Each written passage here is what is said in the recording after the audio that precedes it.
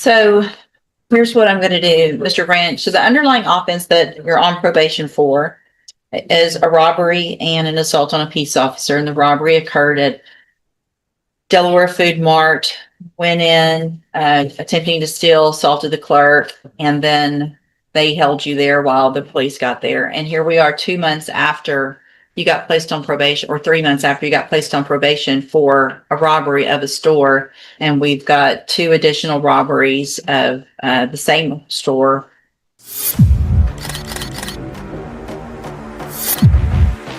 I think maybe one of those.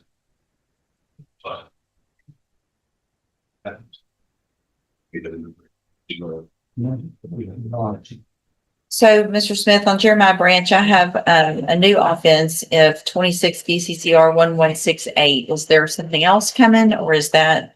I think that was the new one, Judge. Okay, I thought there was like I may just. So, you're Jeremiah Branch? Well, there's 26 DCCR 0958 and 26 DCCR 1168 are the 2 new cases. I've got Mr. Kimler on one of those new cases, but not the Mr. Kimler. Not the latest.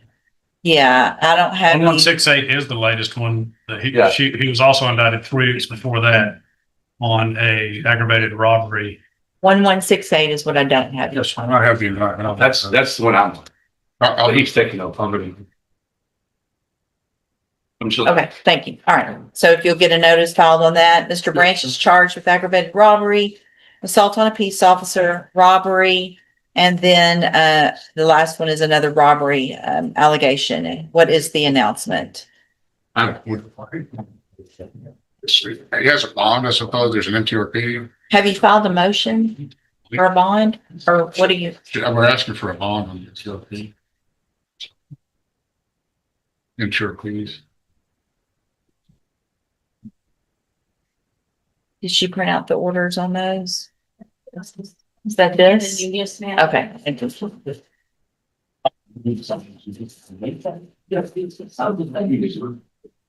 So clause number is 25 DCCR 1382, which is an assault on a peace officer, and 25 DCCR 1385, which is a robbery, are both motion to revoke probations. And there are no bonds currently set. Is that correct in those cases? And Mr. Kimler has filed a request that I set a bond in each of those cases. It's like there's been a first amended filed in each of these. So he was placed on probation February 3rd of 2026. In both cases is 10-year deferred probations, and the allegations are a new aggravated robbery from April of 2026, testing positive for cocaine on several occasions, failing to submit to drug or alcohol screening on several occasions, failed to comply with Texas Drug Education Program, a new offense of evading arrest or detention from February 6th, resisting arrest or transportation, February 6th. And so, Mr. Kimler, you may proceed. Well, Your Honor, they're deferred adjudicated probations. We would just request to reach with MTRP bonds. If the bonds are denied, we would request a disposition on the MTRPs within 20 days of request for the bond pursuant to the code of procedure. Is there any evidence with regard to your client's ability to make a bond, or? Well, Your Honor, I think he's entitled to a bond. I haven't filed a writ to challenge the amount of the bond because it hasn't been set yet. So I'll wait for the court to set the bond. If that's excessive, then I would follow. If I'm going to set a bond, I need to have information on what his ability is so that I don't set one and then we're back in here. I can elicit that. Raise your right hand the best you can, please, sir. You swear from the testimony you're going to give in this hearing will be the truth, the whole truth, and nothing but the truth. Yes, ma'am. All right, go ahead. Mr. Branch, please inform the court of your current financial situation. I get $1,000 every month and disability. And other than that, do you have any I income? have food stamps, and I was gonna look for part-time job too. What is your disability that prevents you from working? Seizures, but they told me I could work like, I could, work like 34 hours a day. Go supplement your, Yeah. do you have any assets? You own your own car? I don't own my own cars. Are you under, My mom gave me up, so I'm not able to give me a ride. are they giving you medication at the jail? Yeah, they just put me on the new medicine and it's been working good. Everybody in the dorm say I haven't been having seizures or outbursts. What medication are you on? I've been trying to get the name of it, but I try to ask my nurse the name of it this morning, but I was sleeping. Are you functioning okay now? Yeah, I'm functioning way better now. I haven't, but when I got here, when I first booked me in, I had like they definitely in the booking was on the booking, the front booking for like 4 days, and I had like 5 seats in there. If the judge grants you a bond and you're able to get out, would you follow up maybe as a condition of your probation or condition of your bond with MHMR Yes, sir. to continue the treatment? Yes, sir. And as far as your other financial assets, you don't own your own car, do you rent, or where do you live? I stay with my mom. And your monthly expenses about what are these? As far as food, She pays the bill, and I'm on food stamp. password. No questions, Judge. It's for the record, I'm taking judicial notice of the court's files in all of the cases. And so give me just a second that I'm right now going over the probable cause affidavits and those 2 new offenses. Then I'm going to get to something else as well. Any witnesses, Mr. Smith, or just argument? Just argument. All right, give me just a second then. I'll make it.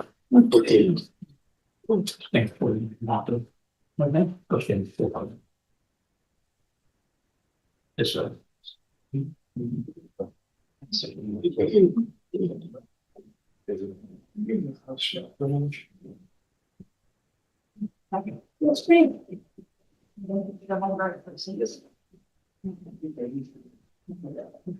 great.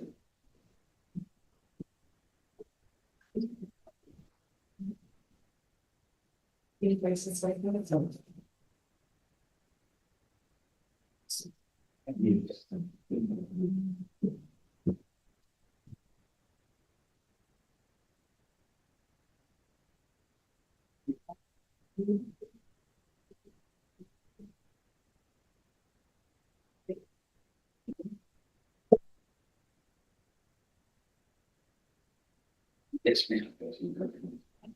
You know that. Almost there. Give me just Yes, ma'am.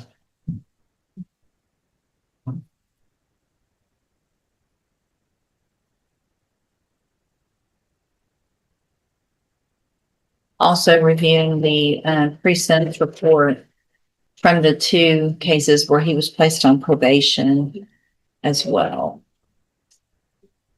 in January of this year.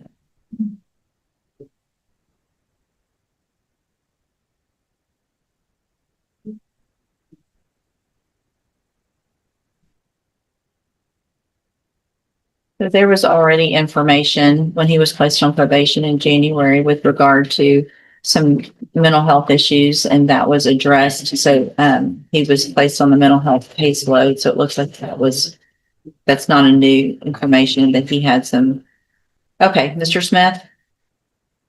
Judge, I understand that these are deferred cases, but the state is opposed to setting bond based on the nature of the crimes that he was on probation for and the nature of the crimes that he committed within 2 months of being placed on probation for these first robberies. He, on top of the 2 felonies that are filed, there's also evading and resisting that are pending in misdemeanor court. He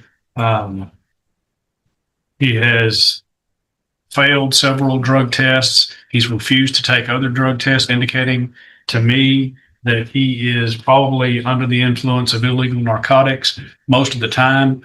And for those reasons, I believe he is a danger to our community, and I would request no bond in these cases. I would just add, Your Honor, if the court refuses to set a bond requesting us disposition within 20 days of the on the MTRPs. So here's what I'm going to do, Mr. Branch. So the underlying offense that you're on probation for is a robbery and an assault on a peace officer. And the robbery occurred at Delaware Food Mart, went in, attempting to steal, assaulted the clerk, and then they held you there while the police got there. And here we are 2 months after you got placed on probation, or 3 months after you got placed on probation for a robbery of a store. And we've got 2 additional robberies of the same store 3 days apart that are alleged. So obviously, I agree with Mr. Smith. I think that you are a danger to our society. I am going to set bonds. I'm going to set bonds in each of your cases at $300,000. Conditions of those bonds, if you make them, are that you are on house arrest with a GPS monitoring device, and then we'll set your case for the appropriate hearing. Right? Thank you. Thank you.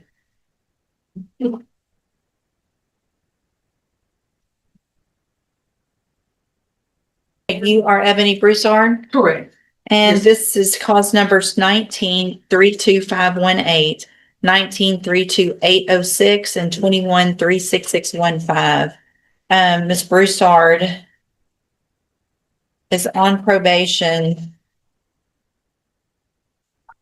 in the 32518 and 32806, was put on probation January 21st of 2020.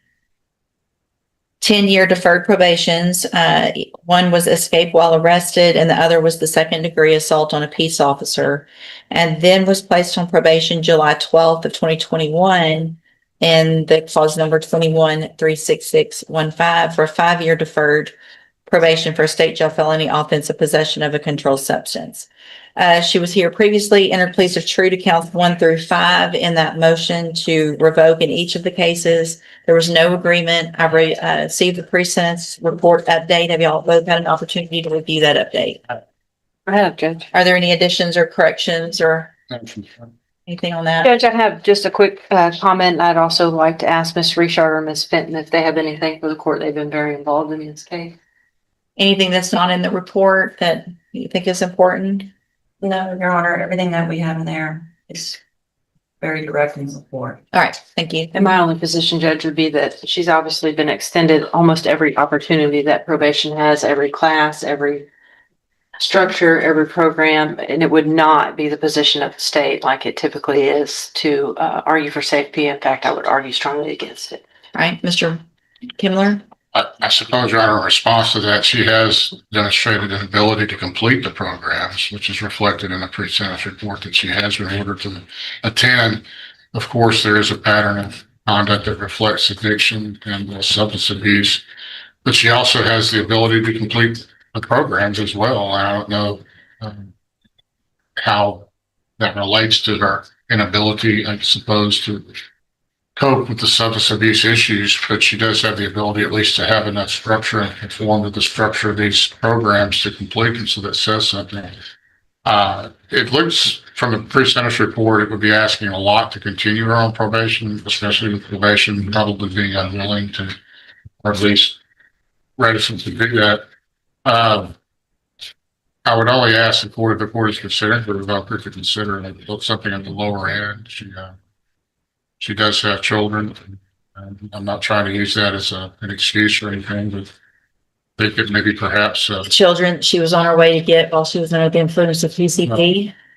I don't know that they established conclusively that she was under the influence. I mean, again, it reflects the substance abuse problem, but she does. played true to all of the counts. But yeah, that's true, Your Honor, and it reflects a continued struggle with substance abuse. Yeah. And so the issue then is going to be probably, I'm looking probably incarceration, but I would just ask that it be something not extreme, or at the upper end. And she wanted to address the court. What do you have to say?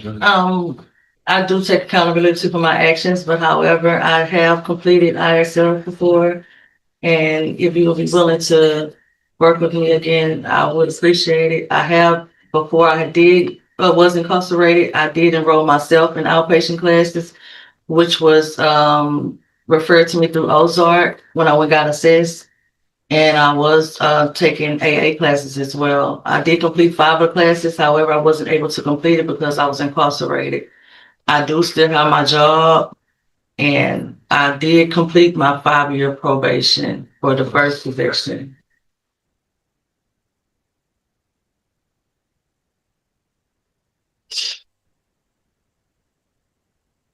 And I do pay my. So is the time, it was told, I mean, because of the It's been told. motion. So yeah, I mean, you did the 5 years, but Yes. it's not over. Yes, ma'am. I still- understand.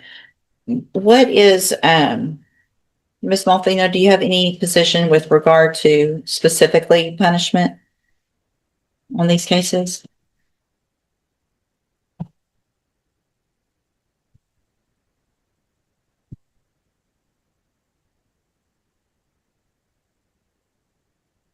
Sorry, Judge, I was just looking back at the original, Yeah. PSI.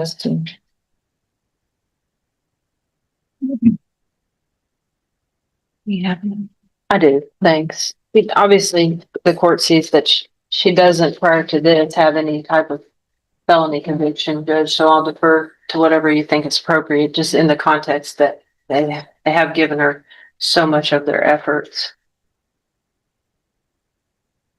So, Ms. Broussard, you've been given the opportunity of, looks like you went to Franklin North way back in 2017.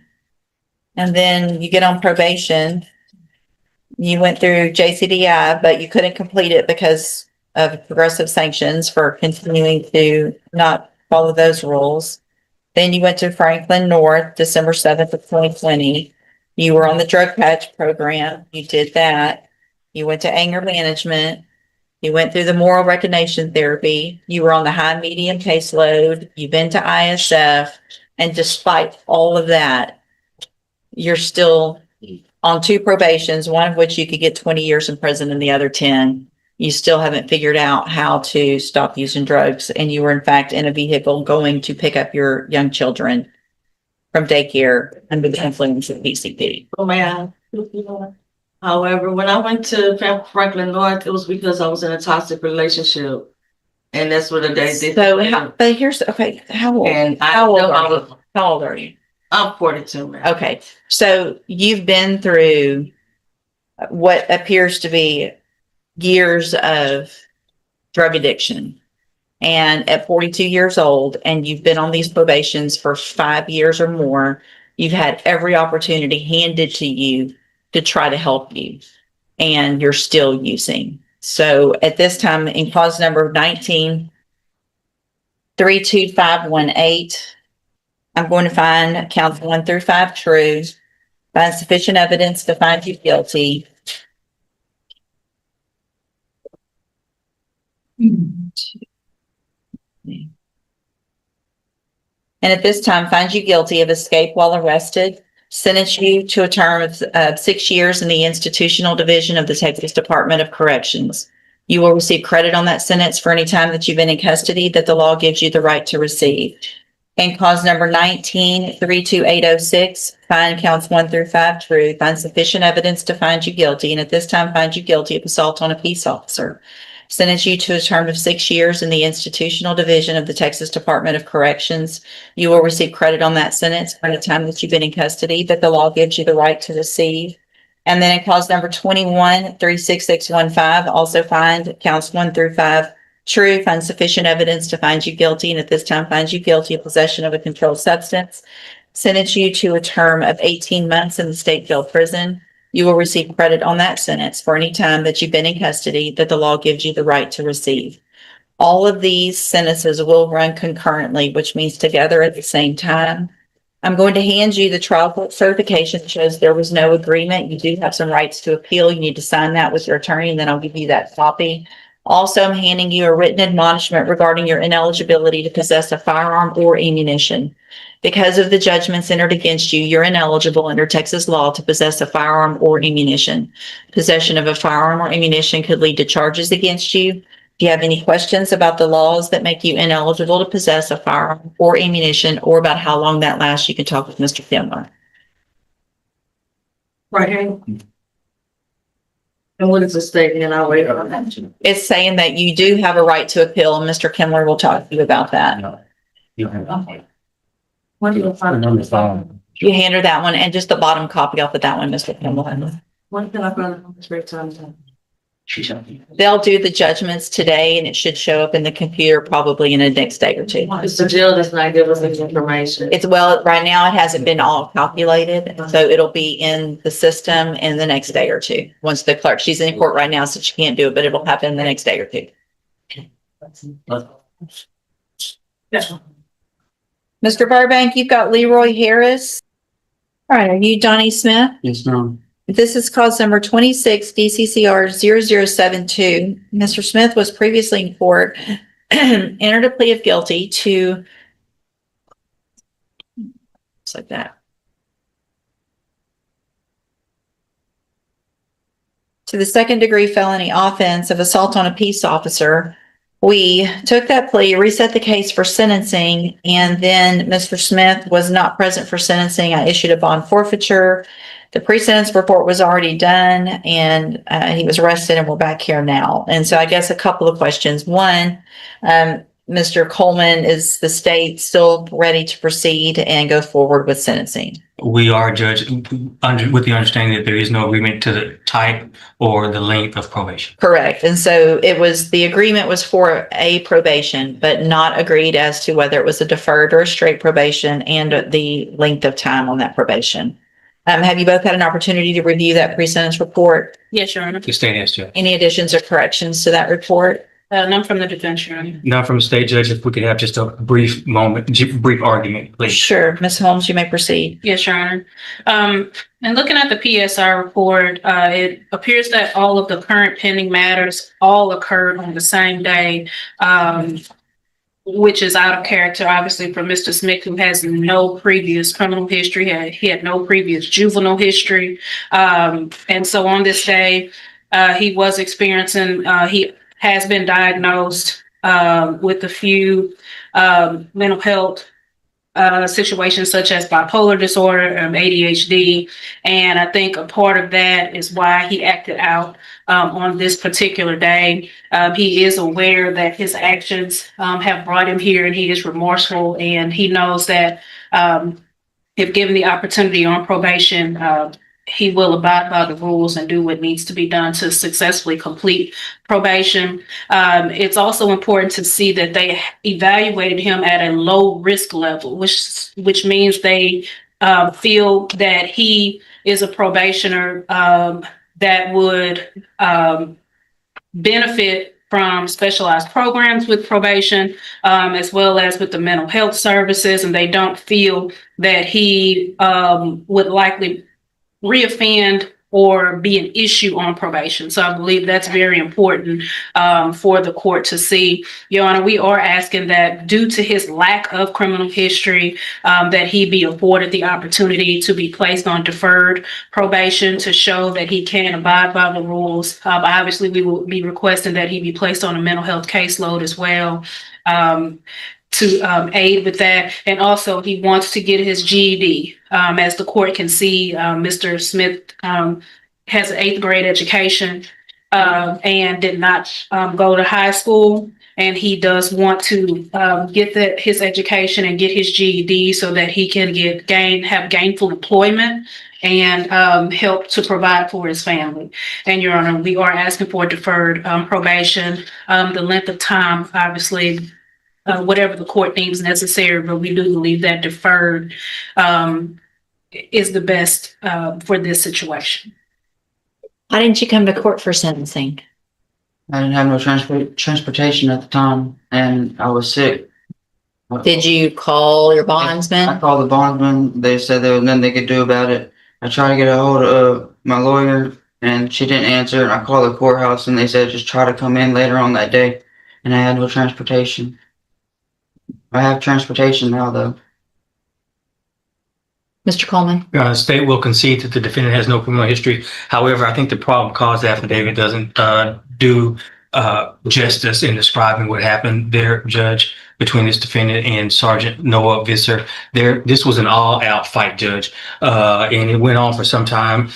This defendant struck Sergeant Visser in the face. It went on. They went to the ground. They went on for about at least a minute until backup units arrived and were able to assist. It's regrettable that I could not get Sergeant Visser here today, so that I can enter into evidence and play for you the video of that incident. I suspect that the court would find it very probative as to what you would do. But it was an all-out fight, not like one of these deals where they're just wrestling and tussling and somebody kicks somebody or somebody elbows somebody. This was an all-out fight, Judge.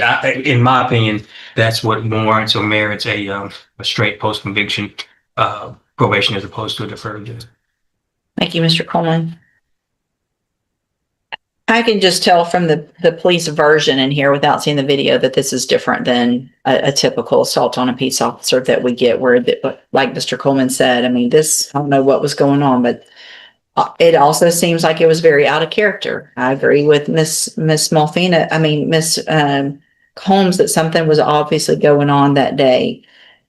What I'm going to do, Mr. Smith, I'm going to find that you entered your plea of guilty previously, freely, and voluntarily.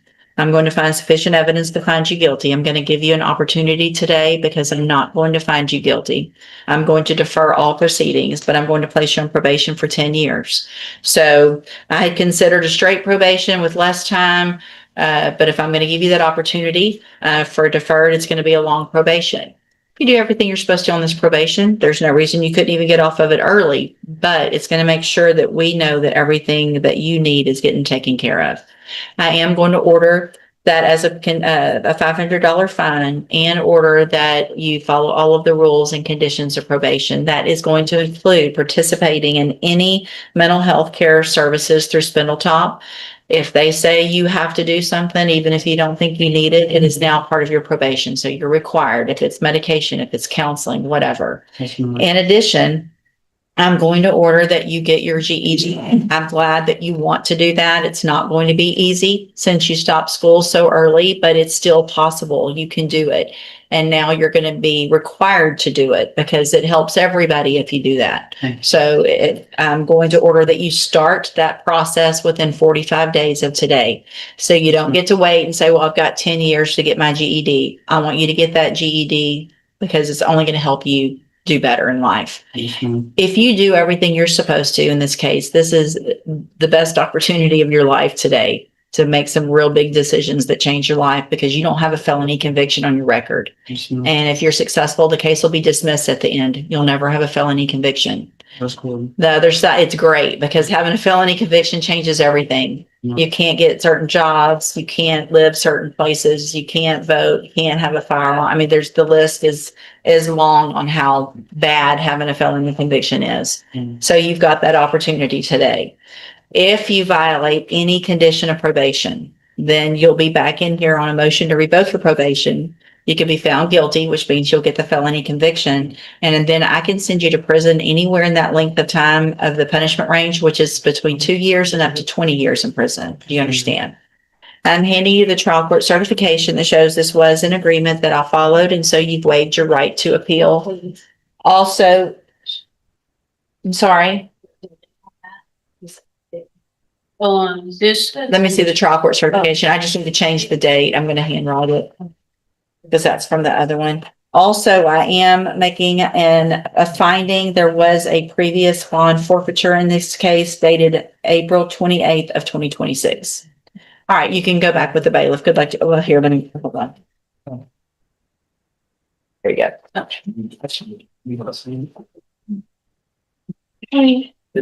Thanks, Judge. Thank you, Mr. Coleman.